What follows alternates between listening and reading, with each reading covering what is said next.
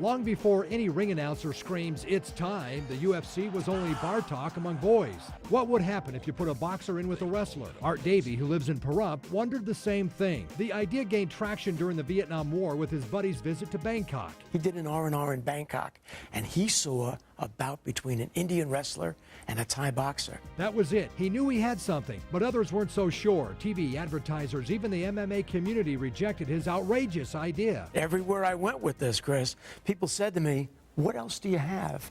I said, "Well, this is it." He was turned away by all the networks except one. Semaphore Entertainment took a chance. And they didn't know a wrist lock from a wristwatch when I brought them this deal. That deal led to the first UFC fight in Denver in 1993. 5 fights with a $102,000 purse, but the first was a 300-pound sumo wrestler against a slender MMA fighter. Gerard throws a kick and shatters the front tooth for Taylor Tooley, who's now, by the way, a star on the Hawaii Five-0 show. That moment led to many others. That was the punch and the kick that reverberated around the world. From that single fight, the sport evolved. Davie authored 5 rule books. It became a regulated sport, but as it grew, politicians took exception and sponsors ran. When we were banned on cable, Chris, that really killed 75% of our income. In 2001, the Fertittas, who own station casinos, swooped in and bought the business, but more specifically, 3 letters. When I had a drink last fall with Lorenzo, he said, "Art, in all fairness, what I really paid for